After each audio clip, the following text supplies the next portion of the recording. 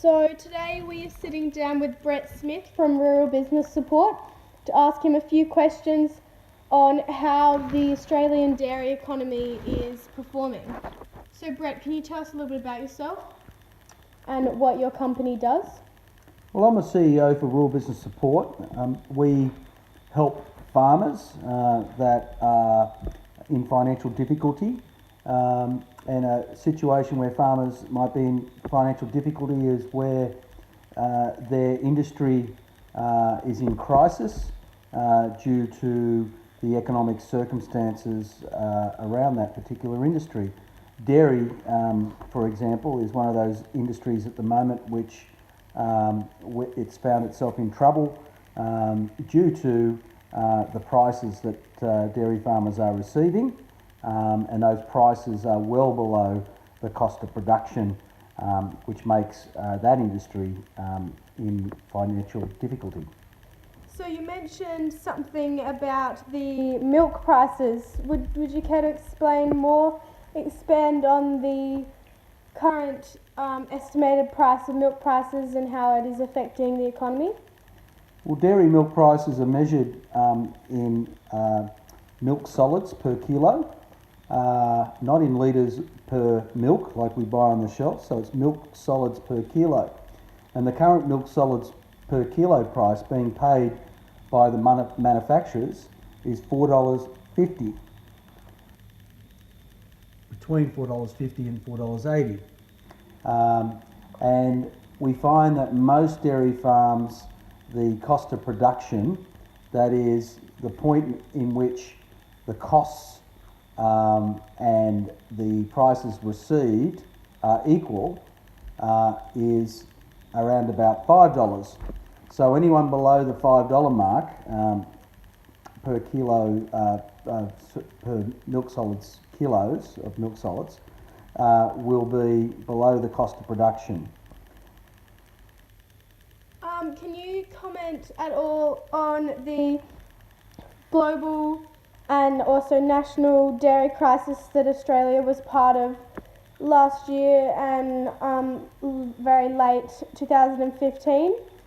And if you have any knowledge on the effect of Russia's import ban and if it had an effect on our economy.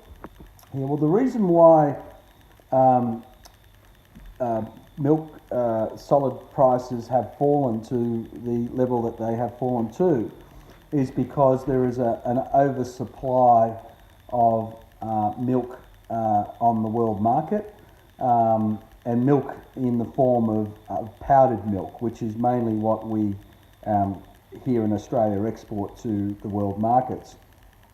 Russia was a major buyer of milk powder, mainly from Europe and to some extent from Australia. And when there was an international incident that occurred some time ago where a plane was shot down, it was presumed that the Russians or Russian supported military in the Ukraine had shot that plane down. There was a tit for tat on trade between Europe, the US and Russia, and fundamentally the Russians stopped buying milk powder, particularly from Europe, and then the Europeans were left with an oversupply of milk powder, of which most of that has found its way into international markets such as China, for example, which was a major trading partner of Australia.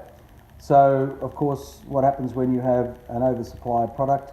The prices fall, and dairy milk powder prices fell into the dangerous territory which we talked about before, sub $5 milk solid per kilo of milk solids.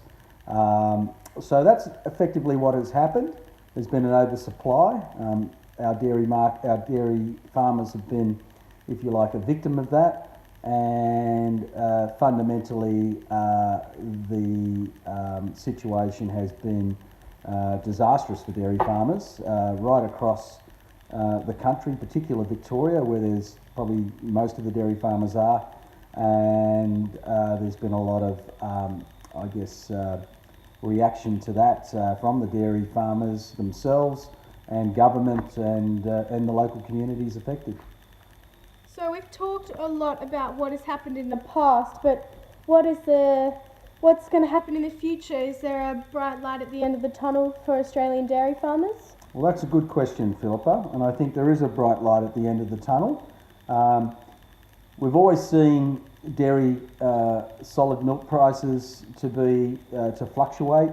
It's probably not the first time that the dairy industry has had a problem like this, because we are exposed largely to export milk prices, and our dairy farmers have experienced this before.